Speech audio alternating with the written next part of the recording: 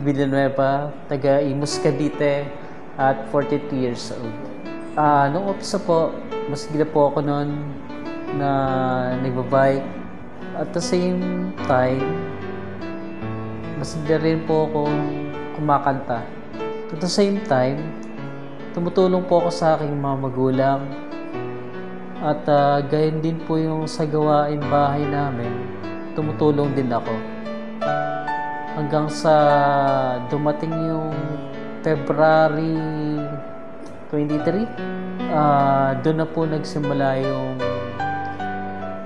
sinasabi nilang dementia.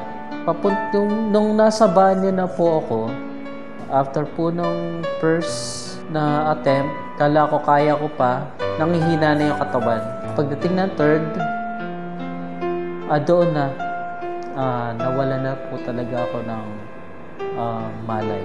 Dinala po ako sa ospital, nagising na lang ako na sinasaksakan, hindi ko na siya ma-recall. Third day po, nagkaroon na po ako ng malay. Naramdam ko na yung paligid, totally kaya ko na siyang igalaw yung katawan. Kaso, hindi pa ganun ka most active sa mga dati kong gawain. Hanggang 5th day, wala talaga akong totally maalala. Parang nabasag na memory. Unti-unti, binubuo. 7th day, doon na po unti-unti kumbaga, massive na talaga yung pagbalik. Nung lumabas nga ako, niresetahan ako ng doktor. Yan ay 3 tabletas lang. Yung tabletas na yon, oxygen sa katawan. Kada inom, papalakas ng katawan.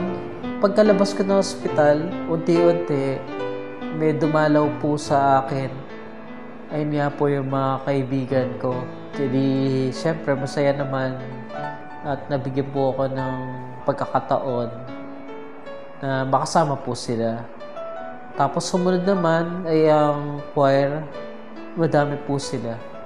Kahit pa paano, natulungan po nila kami. Hindi lang naman po sila, pati yung mga iba rin pong pumunta na dumalaw para sa amin. Nagbigay rin po sila ng financial. Kaya, salamat po sa Diyos. Kasi, yung financial na yun, nakatulong talaga. Dahil kasi nararamdaman ko na kahit pa paano, unti-unti, nung nakaka-recover yung katawan ko. Ang pinanghawakan ko pong aral, simula po nung nangyari po sa akin yung ganito. Si Jesus, siya yung sumusugat. Tapos, siya rin yung nagpapagaling. Yung katawan ko, yung kaliwa ko, sabi nila, stroke. Sa awat tulong po ng Diyos, naka-recover naman ako, kahit pa paano pa unti-unti. Sobrang hina ng katawan, hindi nila ini-expect na makakabalik ako. Hindi ko naman talaga inaasahan na ganun talaga kabilis ang pag-recover ko. Ang maibigay ko po na payo, katulad sa akin, pinanghinayaan po ng katawan, ipanalangin po natin sa Diyos na siya lang nang nakakaalam ng buhay at kalakasan.